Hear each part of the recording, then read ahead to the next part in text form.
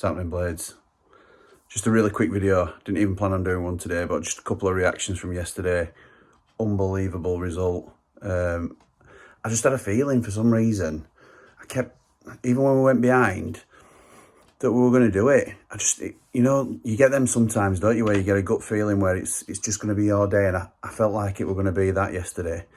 So even when we went behind, I weren't overly concerned, which isn't like me, as we've talked about previously. So a couple of points I wanted to quickly touch on. Obviously, Jack Robinson, villain to hero, got to cut out them mistakes. Obviously, he got us out of jail because not only did he score to put us in front, he also was the instigator of the cross to get the equaliser as well. So he certainly redeemed himself, but we've got to cut out those silly mistakes. I saw Kompany, and he can't wait for us to come back to Turf Moor. It weren't competitive, that second half. They wilted. We pressed and pressed. They could not handle it. They couldn't live with us. Fantastic. And fighting talk from Kompany, that's fair enough. But, we'll see where we are when it comes to that game.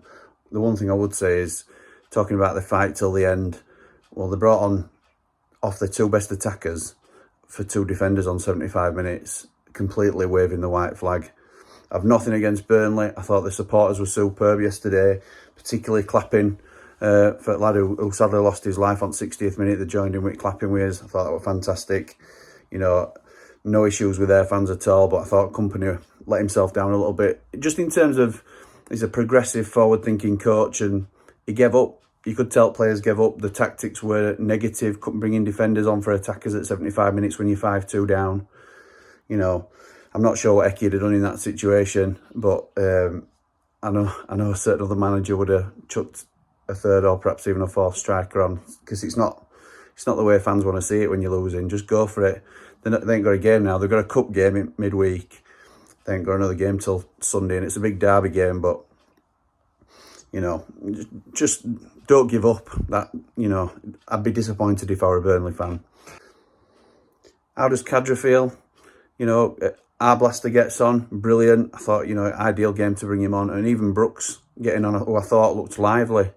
But if you're Cadra, how do you feel not seeing any minutes in a game where, even last few minutes, it don't really get you anything, does it? I suppose it's just a token to throw him on. But that man McBurney, I've got to say this. I held out for a long time with McBurney, and I was a staunch defender of him. And I started to wane, and I don't mind sort of admitting that. But he's coming good, and now it's looking just as important that he signs a new deal, because he's out of contract to end at season, than anybody else in the team. So fair play to McBurney for turning it round. He's now, him and Dye, best strike partnership by a country mile in league. Really, really good stuff.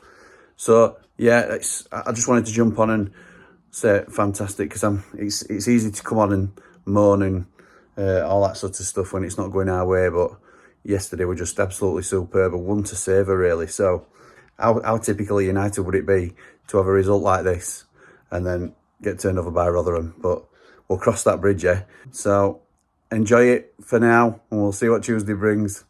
Up the Blades.